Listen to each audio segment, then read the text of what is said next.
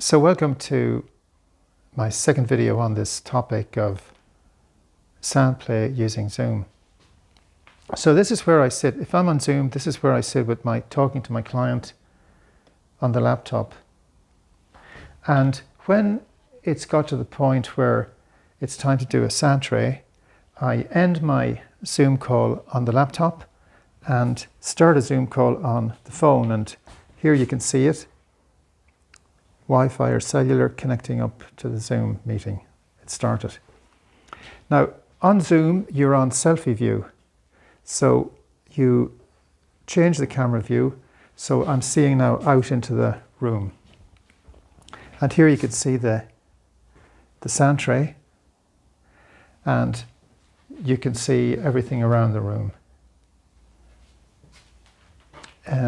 So at the beginning I ask the client if they'd like to do something with the sand.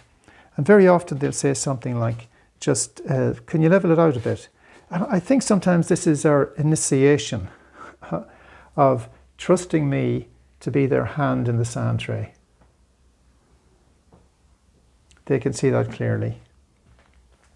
And then when it's certainly, as it has happened with me, when we get kind of more familiar, I'd be asked to do things like, could you make a trough on the side, on the right-hand side, something like that. And people are very, they know what they want, and if it's not right, they'll tell me to adjust. And more, I've also been asked to make spirals, and that works very well too. People have been, whenever it's happened, people have been very satisfied with it. And then having dealt with the sand, I then bring the camera to the shelves, and I'll just point out to you, if you like, for a second. I'm going to leave this down. I used to use the laptop, and it was very difficult for me to see what the client was seeing, and it was also kind of awkward to carry it and pick objects up and put them in the sand. So I thought the camera wouldn't work so well, but I was really surprised that it worked, in fact, much better. So we have a look at the objects on the shelves. The camera compensates very often for shadows. Sometimes you get a better view than I have myself. And say a client can say, pick that, pick that lady in green. And there it is. And then they will tell me, place it, say, in the right-hand corner or the left-hand corner. So I would do that. And they might say, well, bring it more into the center, a bit on the edge of the trough there. Just like that. And then I let them have a close-up. And then I let them have a look at the whole tray. And we go ahead to the next piece. And could be anything. We'll say, well, just take this guy here. I've dropped my microphone, so the sound may have gone off a bit, not much. Place that guy on the top right. And then there's an object that I kind of like myself, and I'm going to put it in the tray now just for almost myself,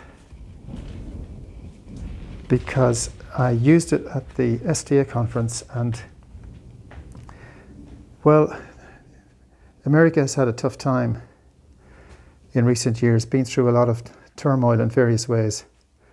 But this symbol means a lot to a lot of people all over the world.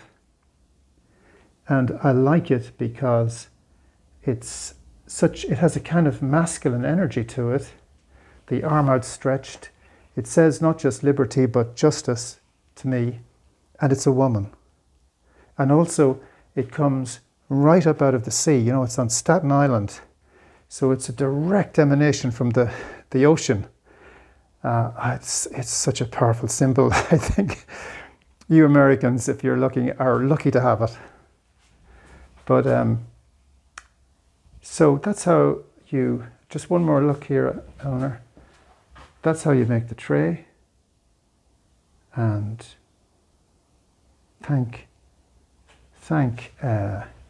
the divine, for the presence of the noosphere. And I'll talk to you about the noosphere in the next video. Thanks for watching.